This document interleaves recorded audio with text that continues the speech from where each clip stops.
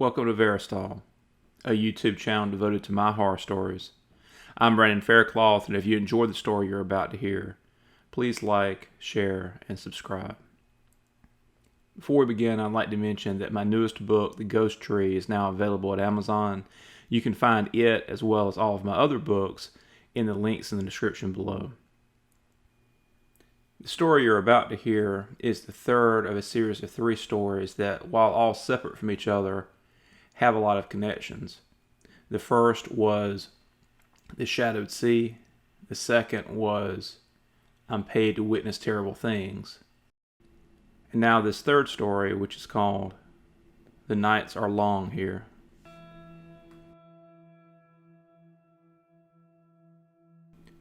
Participate in a possession live. Not a joke. Only serious inquiries. Must be available in the Portland area between May 12th and May 15th. Email redacted for more information. Below the ad, which I'd found on a slip of paper tucked between the napkin holder and the ketchup at the sandwich shop I ate at sometimes, someone had doodled in pencil. Or maybe it was better than just a doodle. I could clearly see what it was after all. A dragonfly. 3 days later, I was walking to my car when I heard a woman scream at me from across the parking lot. "Bastard! You fucking bastard!" I turned and looked at her bewildered, my eyes going in every direction as I searched for some other explanation than a stranger yelling at me for no reason. It was early on a Sunday and the lot was empty except for us. Besides, she was walking toward me fast, her eyes red-rimmed and teeth-bared, and strange as it was to think it, I knew she wanted to kill me. I could see it like a dark cloud behind her eyes, thunderbolts of ill intent and violence darting this way and that in the black of her mind. I didn't want to hurt her, so instead I tried to decide if I could make it into the grocery store before she intercepted me, or if I was better off just getting back in my car. Looking her way again made the decision easy. She was running at me now. I slammed my car door shut just a second before she banged against it, her fingers splayed on either side of a face that might usually be friendly and pleasant, but now seemed hard and burning with a kind of hatred I'd never seen before. There were black lines on the palms of her hands, possibly writing, but she was moving too quickly for me to tell for sure. Eyes locking with mine, she curled her hands in a fist as she snarled. "Come out of there, you little thief. Come out of there so I can rip it the fuck out of you." "I don't know what you're talking about, lady. You're crazy." I was already backing out of the parking spot, careful not to turn so fast that I hit her as I got the front of the car out enough to go forward and drive away. She chased me to the street, but when I peeled out of the lot, she seemed to give up, standing at the edge of the street, flipping me off as I stared into my rear view, heart pounding and hand shaking. I tried to tell myself it was just because of the strangeness of getting attacked, but that wasn't all of it. It had also been the last thing she'd screamed after me when I began driving away. I'd been distracted and hadn't heard the whole thing, but one word had been clear enough. Dragonfly. "But you're telling me you didn't even take the ad with you, right? Or email the people?" I rolled my eyes at Debbie, and when I replied, my voice was harsh and loud. "Of course not. I ate my sandwich and left. Why the hell would I want to email some weirdos or get involved in some scam?" She raised her hands defensively. Okay, just asking, Jesus." Sighing, I shook my head. "No, I'm sorry. I'm just still freaked out." Patting my leg, she nodded. "I get it. But I mean, it's just a weird coincidence, right? Has to be." I shrugged. "I guess, but it didn't feel like that. You didn't see her. When I say I think she wanted to kill me, I'm not being melodramatic. She seemed full-on crazy. Frowning, I forced myself to say the thing that I'd been thinking about since that morning when the woman jumped me. Maybe, and I know this sounds far-fetched, but maybe she's the one that left the ad at the sandwich place. She could have planted it, waited for someone to read it, and then followed me. I could see the skepticism in her eyes, but she thought it over a minute before answering. I mean, it's not impossible. I just don't see why. That's a lot of trouble to track you for days just to stage some type of freakout. I nodded as I heard Debbie's phone buzz. Yeah, you're right. Of course, if she's crazy, it doesn't have to make sense, does it? I just love you so much, you know? I blinked and looked up at her in confusion. Yeah, I know. I love you too, but what? She blushed and glanced back down at her phone. No, it doesn't have to make sense. And there's a lot of crazies out there these days. I stared at her. What was wrong with her? Was she more freaked out than she was letting on? Leaning over, I gave her hand a squeeze. Don't worry about it. It's over now, and I'm okay. She gripped my hand and nodded, visible relief spreading across her face. I just love you so much, you know? That afternoon, I went to a movie by myself. I didn't care what it was, I just didn't want to be home with Debbie or around anyone.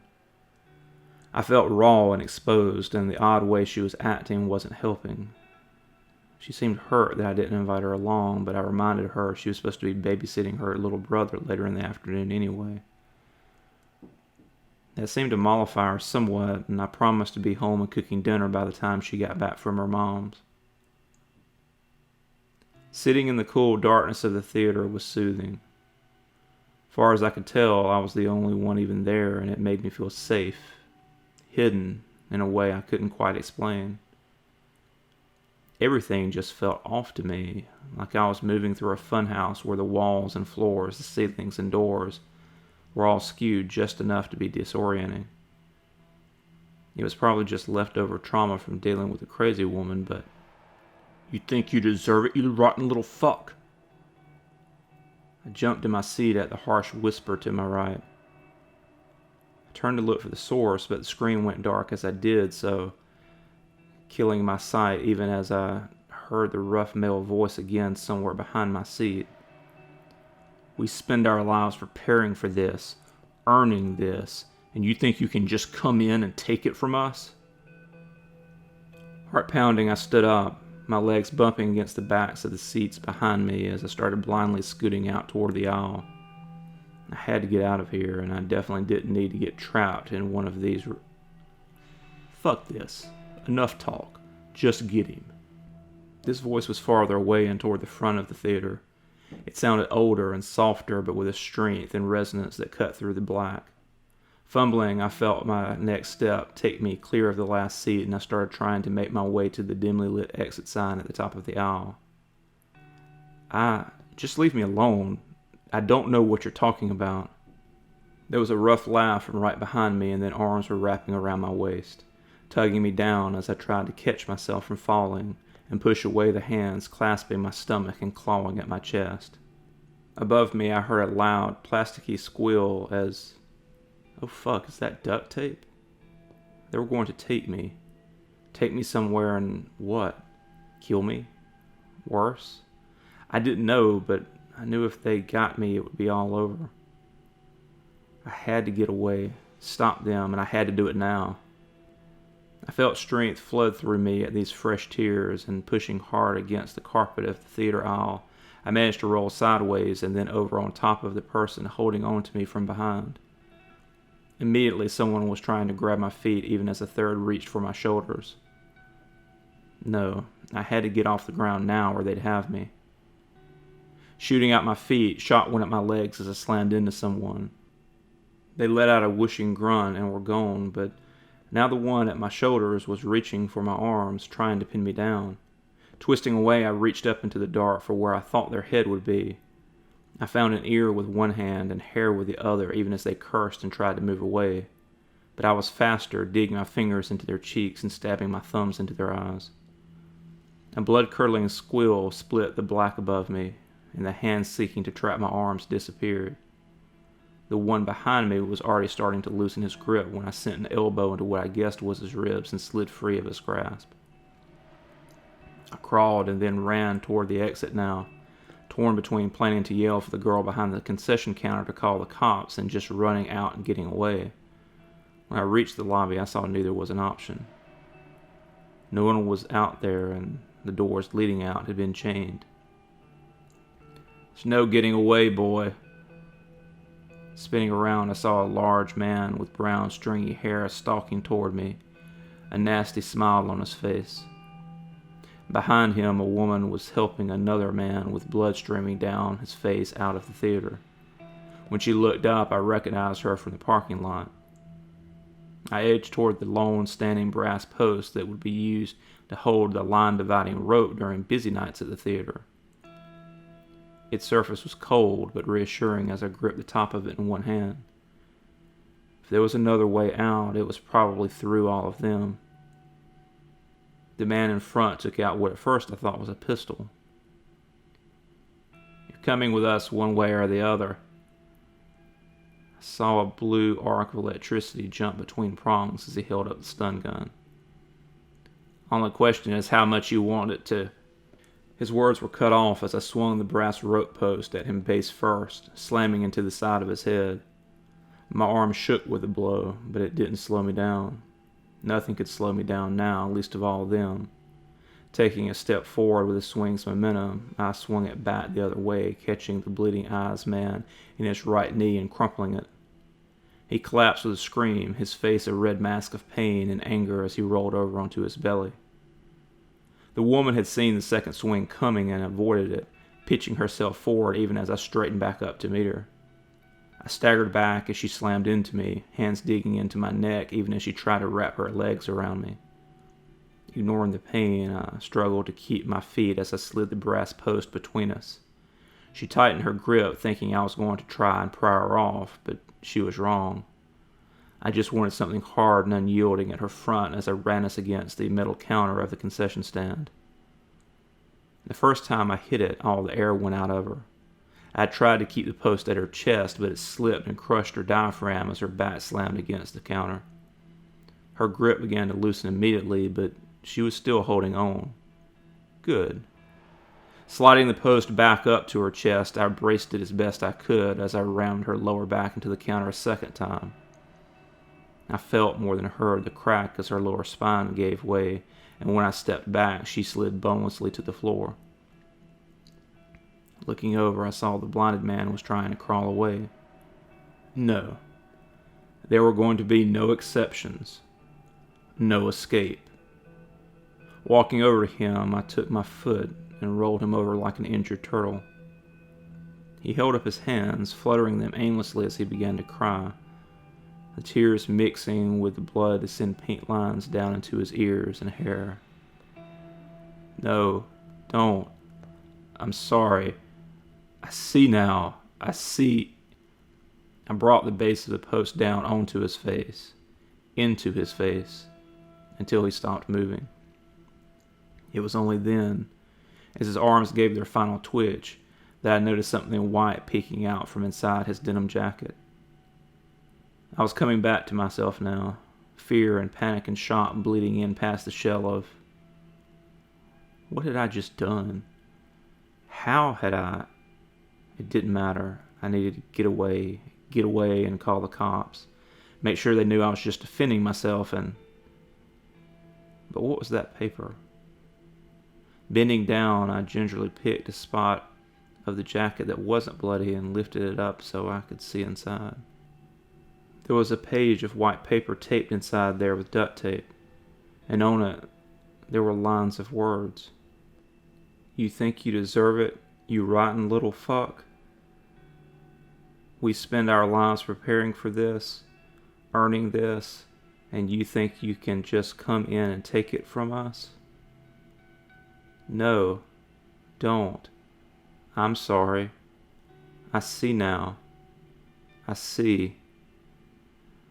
Stumbling back, I tried to breathe as I turned back to the broken dead woman at my feet. I crouched and patted her down for anything like what had been in the other man's jacket, but there wasn't anything I could feel. Grimacing, I was about to start going through her pockets when I remembered her hands. Turning over her palms, I found a sea of black smudged ink, but amid the illegible scrawl, I could still make out a few things. Fucking bastard. Little. Come. Rip it out. King Dragonfly. You've changed, Timmy. I stared at her. It had been weeks since that night at the theater. I'd had to kill people twice since then, and I'd slowly figured out that most of the interactions I had were not real, scripted somehow. It made no sense, and I knew I should have just thought I'd gone crazy, but it never even seriously occurred to me. I was stronger and sharper than ever, and if I had to use that new strength to fight back the constantly creeping tide of fear surrounding me, so be it.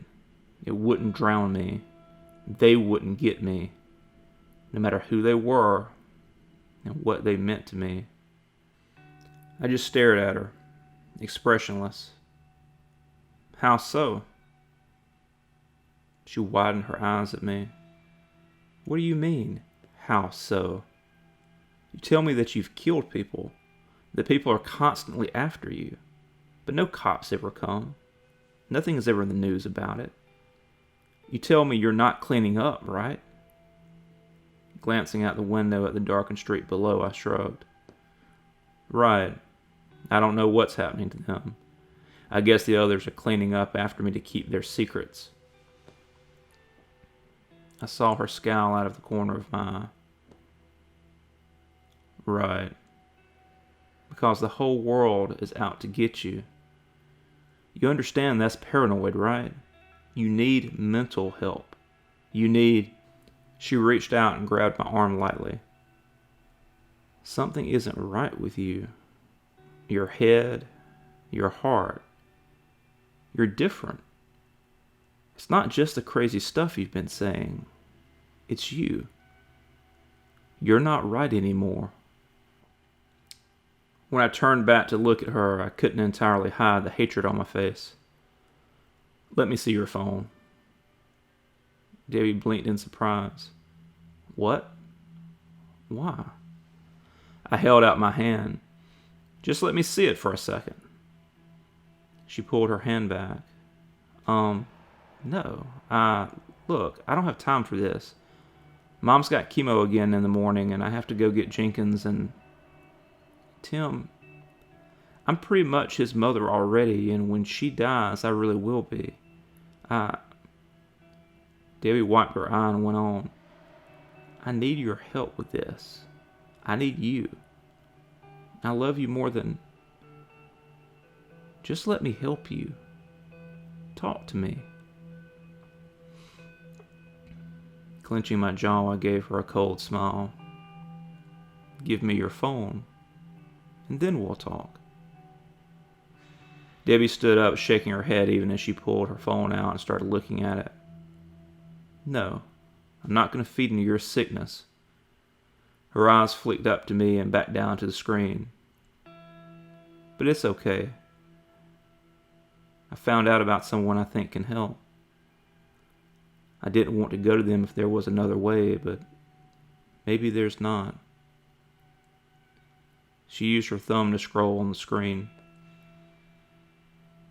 Maybe they're the only way to get you back. I snorted and looked back out the window. What a fucking joke this all was. It wasn't me that was wrong. It was the world. I'm going out, Timmy. I'll be a while, I think. I'm going to carry Jenkins by the park. I heard a soft sob when I didn't answer, and then she was gone. How do you feel? The room I was in was strangely familiar, though I wasn't sure why. It was large and paneled with dark woods on each of its 8 sides, and the contrast with the light brown marble floor and sky blue vaulted ceiling gave the space the impression of being in a tall silo or down a deep well. Eyes still bleary, I struggled to focus on the man standing above me. He had bright green eyes framed in a gaunt, pale face surrounded by a wisp of gray hair. As he knelt down beside me, his long red overcoat pulled around him, giving off the faint twin smells of smoke and copper. When he extended his hand, I took it. I feel okay, I guess. Where am I? His eyes roved up to the walls around us. They call it a temple, but they don't understand its purpose, so their names are meaningless. He looked back down to me. It's more of a birthing chamber, or perhaps a womb. I went to say I didn't understand, but I found that wasn't entirely true. They tried to summon something here, didn't they? The man nodded. They did.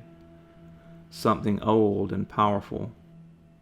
They sought to gain an audience with it, seek its favor, and offer it an anchor in this world. I raised an eyebrow. Did it work? A cold, thin smile broke across the harsh landscape of the man's face. In a way, they didn't truly understand what they were doing or what they were asking for, using words and rituals that had power, but not in the way they thought. His mouth twisted as though tasting something sour. They understood nothing, thought to bring you in as a witness, never understanding that they were just meat to be used, that it was never going to choose them. I swallowed. Because it chose me. The man's smile was warmer now. Oh yes, it was always going to choose you. An idea came to me then. How long have I been here? Gripping my hand tighter, he pulled me to my feet. Part of you has just come back moments ago. Part of you has been here for a full moon cycle. He chuckled. I know how that sounds, but it's true. Not that it matters now that you're whole again. I nodded, mouth dry. I answered that ad, didn't I? He nodded absently as he checked his watch. And now I'm possessed? He cut his eyes back to me with a twisting smirk. Not in the way you mean. During this last month, you were divided. You out in the world and a you in this shabby hatchery. He gestured around at the opulent room. The part of you out there, its strangeness and hostility, it's a natural part of things being reordered, of the old world having to accept something new, of having to prepare for your arrival.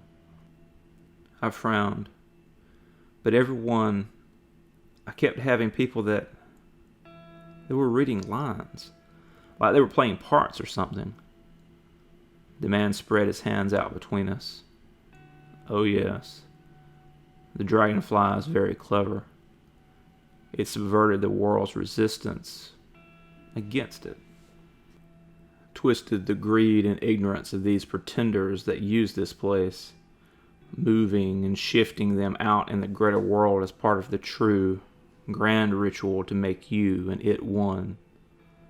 Without their blood and your fear, it would have been a much longer process.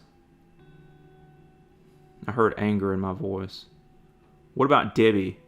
Are you saying she was part of them too? Because I'm pretty fucking sure she's been reading lines too. He chuckled. No, her part was special. She had to make the final sacrifice tonight. His eyes closed and fluttered briefly as though he was savoring a bite of something delicious. And she did it well. Sacrifice? What kind of sacrifice? The man shrugged as he turned away.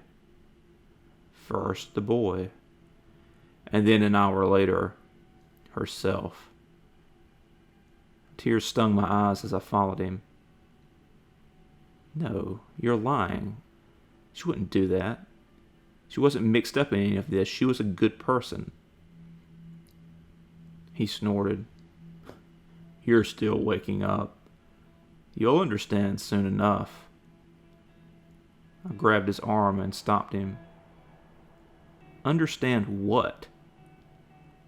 When he turned, I expected to see anger, but instead there was a species of fear in his eyes. That this is all how it was always going to be. These ritualists bound themselves. Your friend Debbie, she received a copy of a very special play a few weeks ago. Even I, detached from invisible strings more than most, and playing a part. The role of midwife, ushering in a king from the shadowed sea.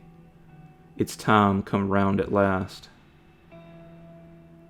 My hand trembled as I gripped his arm tighter. And what about me?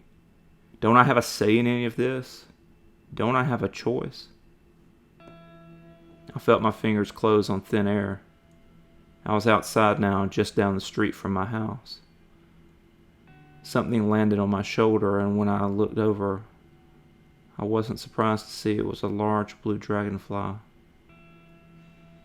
Its words were cool as it whispered into my head. You are the only one that does have a choice. We chose each other long ago, and now and in the future. We have always been and will always be, and in this world and others. And I'm so happy to have you forever and again. Smiling, I nodded to him. I'm happy too, I think. Is this wrong? Are we wrong? I wasn't sure if I was speaking aloud or not, but I also wasn't sure it mattered. I heard laughter like music when it spoke next. We aren't wrong. It's this place. This world. It is weak and rotting, and it is so very wrong. You can just see its corruption more clearly now, and as you remember more, you'll understand what we must do. What's that? We will eat this world alive, and in its place we will give birth to something new. Something strong and enduring and right. I didn't need to ask more. I was right. I could see more of what lay behind now. What lay ahead. And it was so beautiful it hurt.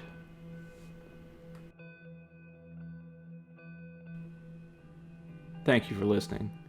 If you enjoyed this story, please like, share, and subscribe. And also if you'll hit the notification bell, because a lot of times I think people don't get notified when a new story goes up if they don't have that clicked. If you'd like more information about my books, as well as news and updates on sales and upcoming releases, visit Verastahl.com. Until next time.